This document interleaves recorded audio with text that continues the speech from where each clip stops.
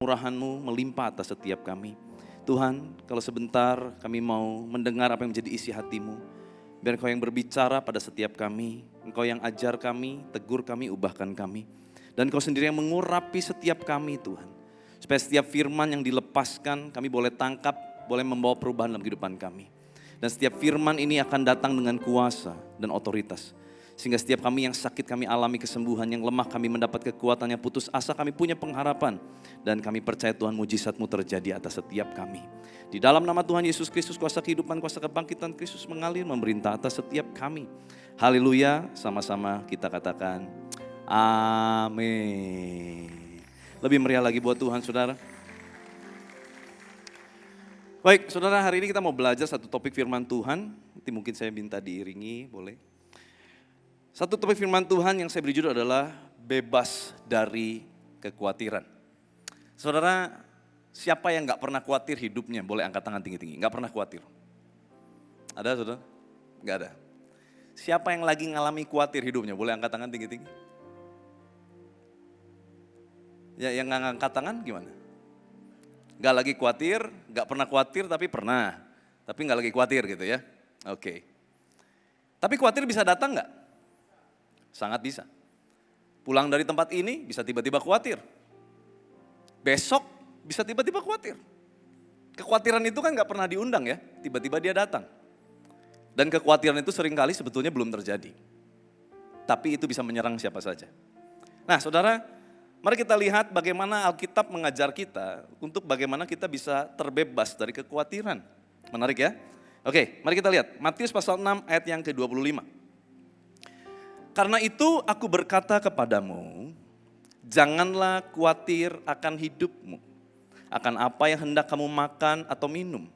Dan janganlah khawatir pula akan tubuhmu, akan apa yang hendak kamu pakai.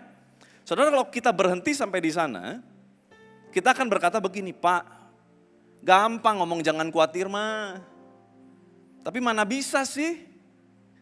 Sama seperti gini ya, aduh Pak ngantuk. Jangan ngantuk, bisa gak saudara? Gak bisa saudara ya, obat ngantuk apa? Tidur, bukan kopi saudara. Udah tidur cenghar begitu bangun, betul? Sama dengan kekhawatiran, kita perlu solusi Tuhan. Jangan cuma diomongin jangan. Nah bagus ya, firman Tuhan gak selesai sampai kata jangan. Kita terusin, ada ayat berikutnya. Dikatakan, bukankah hidup itu lebih penting daripada makanan? Dan tubuh itu lebih penting daripada pakaian? Nah ini kuncinya di sini saudara. Kita akan kupas kuncinya. Mari kita lihat saudara ya. Kata hidup lebih penting dari makanan. Nah kata hidup itu artinya adalah the breath of life. Nafas hidup yang datang dari Allah. Saudara, tidak ada seorang pun di antara kita yang memiliki nafas kalau bukan Tuhan yang memberikannya. Kalau hari ini Tuhan angkat, selesai kita gak bisa bernafas lagi. Halo? Setuju nggak? Ada yang bisa bayar nafas? Pak, keluarga saya udah sekarat nih Pak. Oksigennya saturasinya udah habis. Udah di bawah 90 Pak. Sebentar lagi harus pakai ventilator Pak. Bisa beli? Beli nafas biar saturasi balik lagi 100? Tidak ada seorang pun kita bisa beli nafas saudara. Makanya dikatakan bukankah hidup, nafas Allah yang diberikan dalam kehidupanmu lebih penting dari makanan?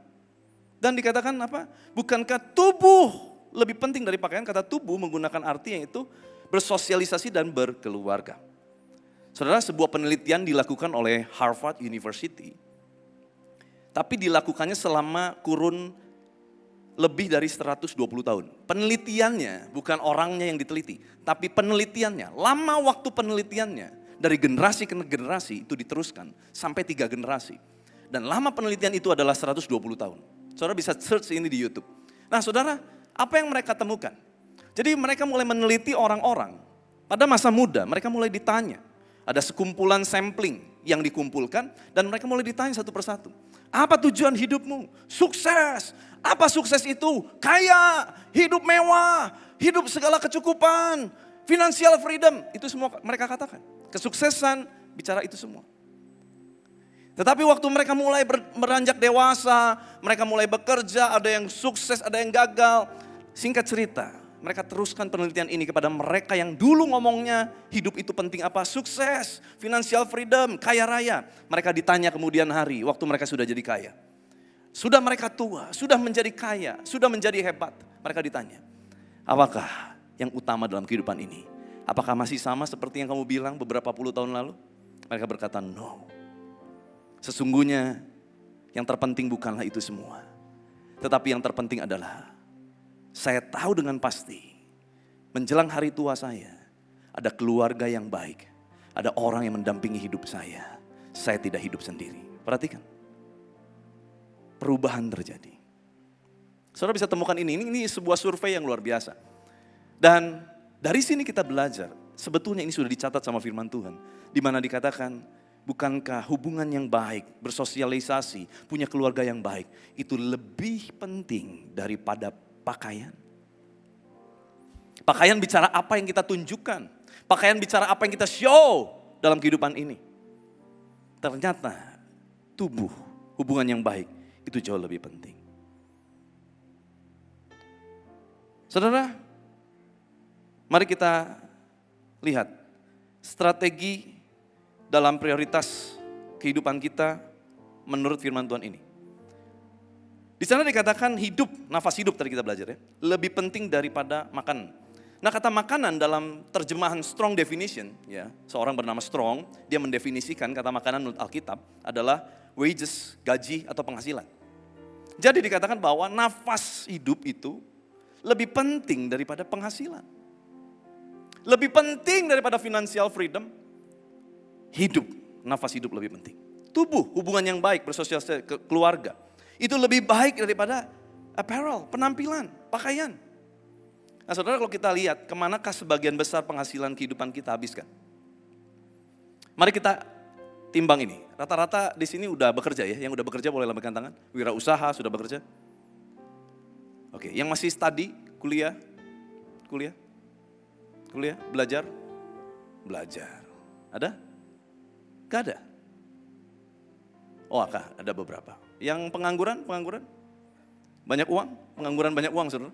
Gak perlu kerja lagi, saudara gitu ya. Financial freedom. Nah, saudara, biasanya di usia kerja, kita akan punya prioritas kebutuhan, betul? Dimulai dari kebutuhan primer, sekunder, tersier. Primer, sandang pangan papan. Saudara tahu ya? Pernah dengar kata sandang pangan papan, betul? Sandang apa, saudara? Apa ya sandang ya? Kalau pangan jelas, makanan. Sandang apa sih? Pakaian. Papan apa? Rumah. Tempat kita bisa ada di dalam sebuah rumah. Kita tidak kehujanan, kita tidak kedinginan. Ada tempat yang menaungi hidup kita setiap hari. Kebutuhan primer.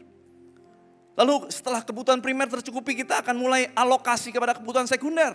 Hobi kita, keinginan kita, betul ya? Normal. Baru berikutnya apa? Barang-barang mewah, tersier. Barang-barang yang sebetulnya nggak mewah pun kita tetap bisa miliki gitu ya. Dan tetap bisa berfungsi. Tapi ada kebutuhan itu, tersier. Nah saudara, bagaimana prinsip sorga mengajarkan? Prinsip ekonomi sorga mengajarkan tentang prioritas ini. Ternyata hidup dan tubuh itu jauh lebih penting. Kenapa? Kalau hidup dan tubuhmu sehat, maka engkau akan bisa mencapai kebutuhan pokokmu dengan sehat. Saudara, engkau bisa punya kebutuhan tersier, terpenuhi barang-barangmu semuanya branded dari ujung kepala sampai telapak kaki. Tapi kalau ternyata itu semua tidak punya nafas, saudara, tidak punya kesehatan, tidak bisa dinikmati. Betul? Saudara bisa menikmati semua yang ada di dunia ini cuman kalau apa? Kalau kita sehat. Dan Alkitab mengajar kita ternyata kesehatan itu jauh lebih penting. Nafas hidup Allah yang terpelihara dalam hidupmu itu jauh lebih penting. Saudara. Maka dari itu sekarang yang mulai berpikir, wah saya akan kejar gila-gilaan, habis-habisan untuk jadi orang kaya. Untuk bisa hidup mewah, coba pikir ulang. Mungkin begitu engkau bisa memiliki itu semua, kesehatanmu sudah hancur. Beberapa waktu lalu gak tahu saudara pernah lihat gak di media sosial. Saya lagi scroll Instagram, muncul sebuah cerita dari seorang selebgram gitu ya. Nah selebgram ini dia bilang, saya bekerja dengan gila-gilaan, perempuan usia mungkin 20-30an. Dia bilang saya kerja gila-gilaan. Bahkan banting tulang malam jadi siang, siang jadi malam. Saya lakukan semua. Sampai mencapai satu target kehidupan saya. Mendapat apa yang saya mau. Targetnya tercapai. Betul targetnya tercapai. Tapi pada waktu targetnya tercapai, sebulan kemudian, apa yang terjadi? Kesehatannya hancur.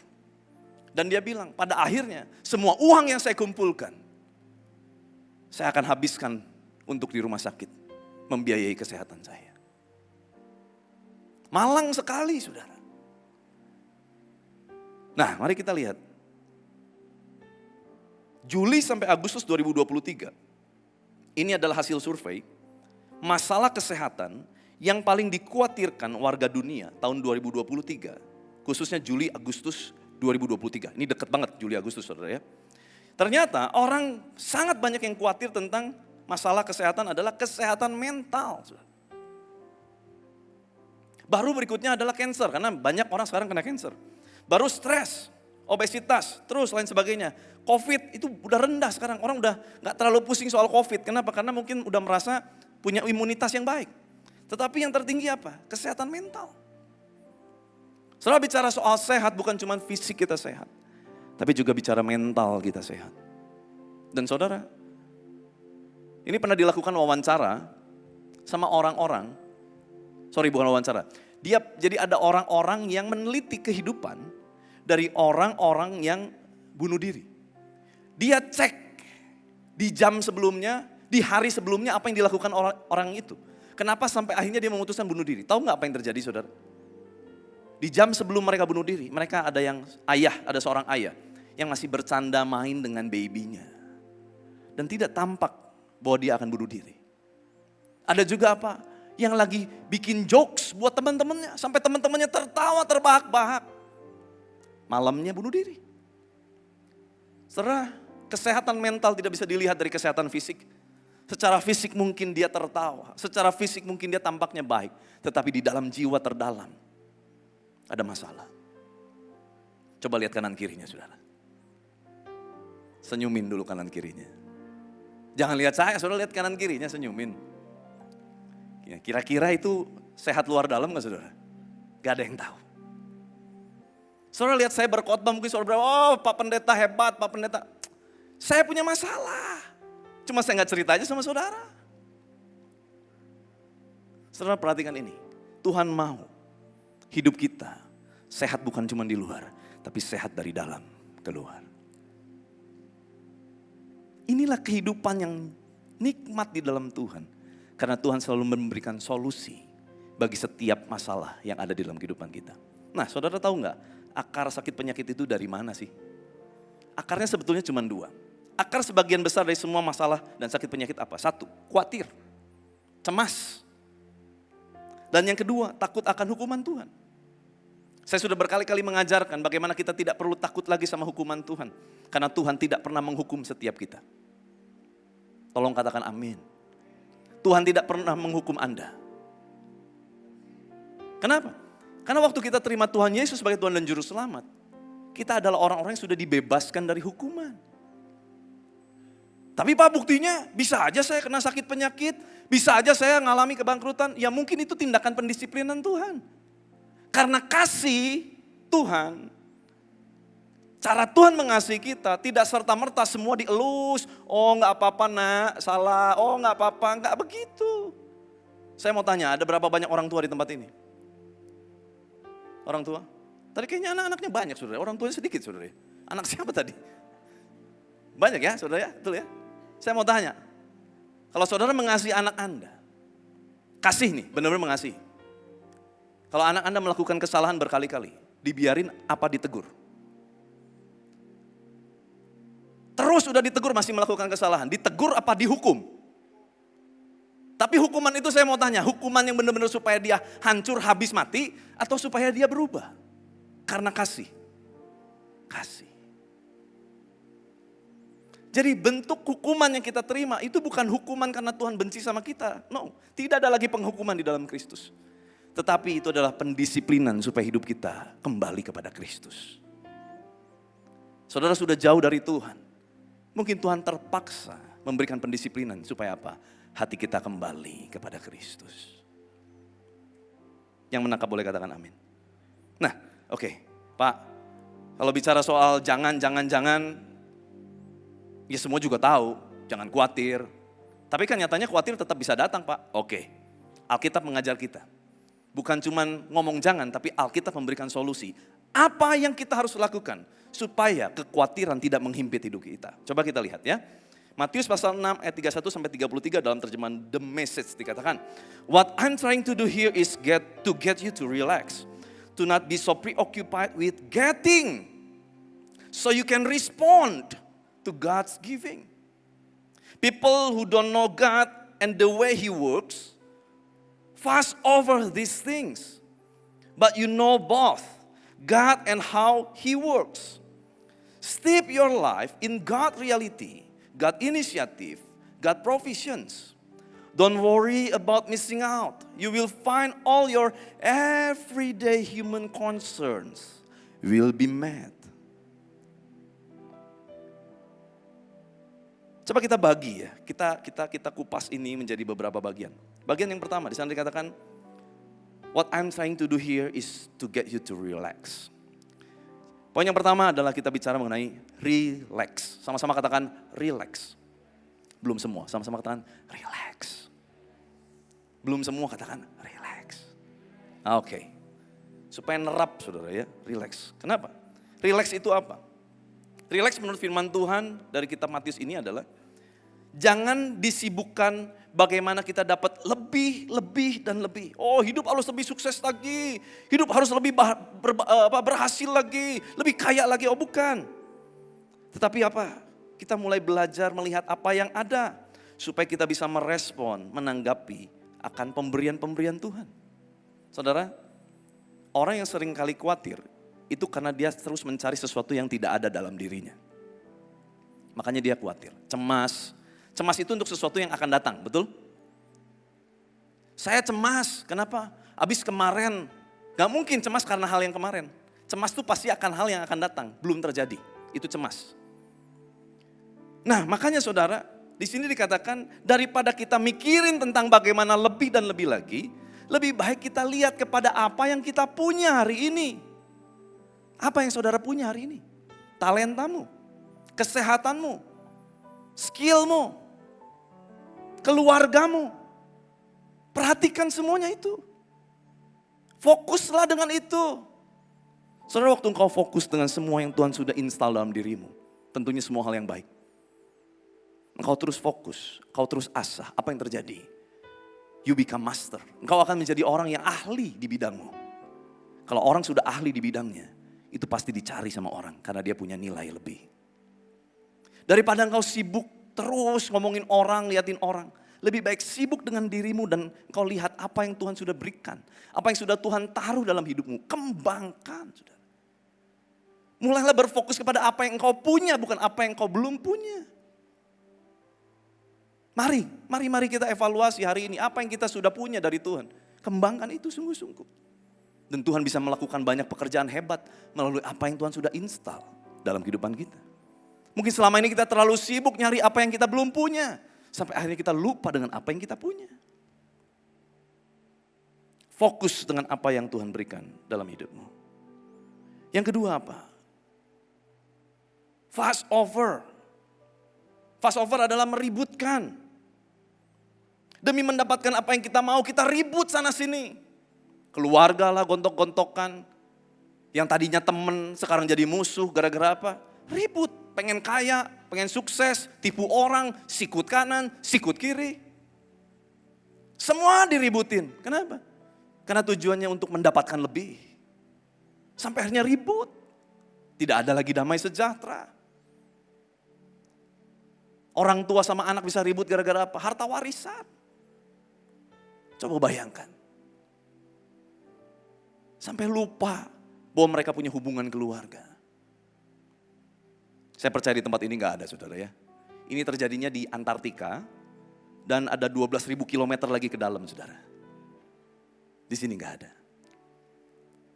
Don't fast over, jangan meributkan hal-hal bagaimana aku bisa lebih, sampai semua dikorbankan. Kesehatan dikorbankan, keluarga dikorbankan, hubungan pertemanan dikorbankan. Demi apa? Mendapatkan lebih. Saudara dengar ini, semua butuh uang, ya saya tahu.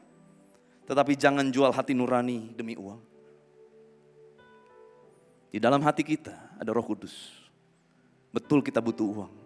Tapi jangan sampai jual Roh Kudus, saudara, di dalam hatimu. Jangan jual hati nurani demi uang. Dan yang ketiga dikatakan steep your life. Steep, rendam. Steep in, merendam. Mulai melangkah masuk. Rendam hidup Anda di dalam apa? Realitas Allah, inisiatif Allah, ketentuan Allah dan provision, penyediaan Allah. Jangan khawatir ketinggalan. Sekarang lagi tenar istilah FOMO, saudara tahu ya FOMO ya? Apa FOMO saudara? Fear of missing out. Takut ketinggalan. Orang lain pada beli A, kita beli A. Oh di sana dibuka restoran baru, semua ngantri sampai ngantri 2 jam, 3 jam. 3 bulan kemudian sepi gak ada yang ngantri. Kenapa? FOMO. Fear of missing out. Ditanya tahu nggak? Sekarang ada yang lagi happening. Oh nggak tahu di mana. Oh aku harus cepat cari tahu. FOMO. Sekarang lagi trennya beli baju ini. Ayo semua beli, saudara. Atuh jadi kayak di pasar baru, saudara semua pakai begitu kan? FOMO. No. Kita anak Tuhan, kita tidak FOMO, saudara. Kita menimbang betul-betul. Sebab Tuhan akan mencukupkan lebih dahulu apa yang kita butuhkan, baru apa yang kita inginkan. Tuhan bisa berikan yang kita inginkan? Ya bisa. Tapi Tuhan akan lebih dulu mencukupkan apa yang kita perlukan. Nah hari ini saudara kita belajar. Bukankah Tuhan bisa memberikan apa yang kita inginkan? Ya bisa. Tetapi terlebih dahulu Tuhan akan memberikan apa yang kita butuhkan di dalam kehidupan kita. Jadi kalau hari ini apa yang kau inginkan belum terjadi, percayalah. Tuhan sedang berusaha bagaimana memenuhi semua yang kamu butuhkan lebih dahulu. Bukan apa yang kamu inginkan lebih dahulu. Ada waktunya Tuhan bisa kasih apa yang kamu inginkan. Nah saudara, kita belajar 3 saja sebagai penutup. Steep your life, yang pertama adalah in God reality. Realitas Allah. Ada 3, realitas Allah, inisiatif Allah, provisi Allah. Yang pertama realitas Allah. Apakah itu realitas Allah? Realitas Allah adalah segala sesuatu yang Tuhan catat di dalam firman-Nya, itu realitas Allah. Kalau saudara mau lihat bagaimana kehidupanmu berubah, engkau harus dikelilingi, engkau harus direndam. Saudara perhatikan kata ini, direndam. Sehingga kau dikuasai seluruhnya oleh yang pertama, realitas Allah. Saudara, realitas Allah seringkali berbeda dengan realitas manusia. Realitas Allah berkata, tabur maka engkau akan menuai. Realitas manusia berkata, hemat maka engkau akan kaya. Sesuatu yang bertolak belakang. Di mana kita mau hidup? Kalau kita mau hidup dalam realitas Allah, kita harus mulai ikuti gaya hidup sorga. Di mana kita bisa temukan gaya hidup sorga? Firman Tuhan. Semua panduannya sudah jelas. Ikuti, baca. Nanti Pak tunggu hari Minggu dengar dari pendeta. Gak cukup saudara. Ini saya cuma bahas gak sampai 1 pasal. Beberapa ayat 40 menit sudah lewat. Tetapi kalau saudara baca setiap hari, 30 menit, 40 menit sehari. Saudara bisa baca mungkin 2 pasal sampai 3 pasal 1 hari. Dan itu Tuhan akan banyak bicara kepada setiap kita. Ayo saudara, mulai sungguh-sungguh baca firman setiap hari. Yang kedua, God inisiatif. Inisiatif Allah, inisiatif adalah tindakan yang dilakukan tanpa paksaan. Apakah inisiatif Allah dalam kehidupan manusia? Kalau kita lihat bagaimana Yesus hidup, jelas itu adalah inisiatif Allah. Bagaimana Yesus hidup. Sekalipun dia udah lelah, berdoa, pagi-pagi subuh, padahal tadi malam baru pelayanan. Siang-siang udah banyak lagi orang berbondong-bondong pengen dilayani. Hatinya berbelas kasihan. Dia gak bisa lihat orang susah, dia gak bisa lihat orang sakit. Dia doakan, dia sembuhkan. Ini inisiatif Allah. Berarti inisiatif Allah yang ada di dalam kehidupan kita apa? Allah ingin engkau alami yang terbaik, katakan amin. Kalau Allah ingin engkau alami yang terbaik, berhenti khawatir. Karena kita tahu, semua kekhawatiran kita terhadap hal-hal yang buruk, Tuhan gak mau itu terjadi. Tuhan mau semua yang baik terjadi atas hidupmu. Mari katakan bersama dengan saya, Tuhan mau. Belum semua, Tuhan mau. Aku alami yang terbaik. Sekali lagi, Tuhan mau. Aku alami yang terbaik. Kasih tepuk tangan yang meriah buat Tuhan Yesus. Yang ketiga, rendam diri kita kepada apa? Penuhi supaya kita dikuasai dengan apa? God provision. Apakah God provision? Provision bicara mengenai 2, ketetapan Allah. Kembali lagi, di mana kita tahu ketetapan Allah? Firman Allah. Tapi yang kedua, provision juga bicara mengenai supply surga, penyediaan Allah. Allah rindu memberikan suplai surga dalam kehidupan kita. Maka dari itu kita harus rendam diri kita di dalam realitas Allah, inisiatif Allah, dan ketetapan Allah. Maka semua yang kita butuhkan, all your everyday human concern will be met. All. Semua. All your everyday human concern. Apapun yang kau concernkan. Apa yang menjadi pemikiranmu, ketakutanmu, kebutuhanmu. All your everyday human concern will be met. Semua yang kau butuhkan untuk keseharian hidupmu, Tuhan pasti cukupkan. Saudara, saya tutup ini. Rasa khawatir akan kekurangan bisa diakibatkan karena dua hal. Yang pertama, kita nggak yakin bahwa yang kita kerjakan adalah sesuai kehendak Tuhan. Ini seringkali membuat kita jadi khawatir. Kenapa? Karena waktu kita mau melangkah kita takut. Kenapa? Jangan-jangan ini bukan dari Tuhan. Jangan-jangan yang aku lakukan tidak dari Tuhan. Khawatir. Itu membuat kita akhirnya jadi khawatir. Makanya pastikan bahwa yang kita kerjakan adalah sesuai kehendak Tuhan. Tahu dari mana? Balik lagi kita harus baca ketetapan Tuhan melalui firman-Nya. Dan yang kedua, tidak memiliki rasa cukup. Kekhawatiran datang waktu kita tidak memiliki rasa cukup. Padahal Tuhan mengajarkan kesusahan satu hari, cukuplah untuk sehari. Kenapa? Karena besok ada kesusahannya sendiri. Artinya setiap hari kita pasti mengalami kesusahan. Pasti ada namanya kesulitan. Pasti ada yang namanya masalah. Tetapi jangan khawatir akan itu. Karena Tuhan mengajarkan kita hidup day by day. Hari lepas hari. Di mana ada hari itu. Di mana di sana ada masalah. Di sana juga akan ada penyediaan Allah. Di mana di sana ada masalah. Di sana juga akan ada berkat Allah. Di mana ada masalah, di sana juga akan ada pengharapan dari Allah. Amin. Your everyday human concern will be met. Maka dari itu saudara, cara untuk berhenti khawatir, kuncinya ini. Mendisiplinkan diri sebelum kekhawatiran itu datang. Everyday kita lakukan ini. Rendam diri kita. Rendam diri kita. Dan kau akan lihat, hari lepas hari kau jalani. Tanpa terasa 1 tahun berlalu, 2 tahun berlalu, 3 tahun berlalu. Kehidupanmu semakin dibawa naik, bukan turun. Terus mencari kepala dan bukan ekor. Itu terjadi di dalam kehidupanmu. Jangan kagok kalau mau kasih tepuk tangan buat Tuhan, saudara. Saudara, saya sangat yakin dan percaya. Sekalipun kau banyak mengalami kekhawatiran, Tuhan tidak pernah meninggalkanmu. Tuhan selalu ada buatmu. Pegang Tuhan. Waktu engkau khawatir, cari Tuhan. Pak, tapi kalau lagi panik attack gimana? Dengerin firman. Dengerin puji-pujian. Kalau perlu waktu malam tidur, putar instrumen lagu rohani. Ikutin 20 menit menyembah. Saudara tahu gak program itu? Saya bikin program itu saudara di YouTube. Saudara bisa ikuti setiap hari. Ada berapa puluh episode gak tahu deh sekarang kayaknya. Lebih dari 50 episode. Saudara bisa ikuti 20 menit menyembah. Ada 2 jam pembacaan firman Tuhan. Ada, saudara, saya pernah bikin 2 jam baca firman Tuhan. Sampai capek, saudara. Itu juga cuma 50 pasal, saudara, dari Mazmur. 1 sampai 50 udah 2 jam, saudara. Dengerin, saudara. Sambil tidur, dijamin tidur lah, saya yakin. Insomnia juga pasti kalah sama itu. Karena saya juga ngantuk-ngantuk bacanya, saudara. Saudara dengar firman. Sekalipun kita lagi tidur, kita dengar firman. Itu bagus. Kenapa? Karena waktu kita tidak sadar, kita mengisi alam bawah sadar dengan firman Tuhan. All your everyday human concern will be met. Itulah janji firman Tuhan dalam kehidupan kita. So, no more worry. Tidak ada lagi khawatir yang perlu kita alami. Tapi bisa datang, bisa. Serangan panik bisa datang, bisa. Serangan kecemasan bisa datang, bisa. Tapi minimal kita tahu senjatanya untuk melawan serangan-serangan itu.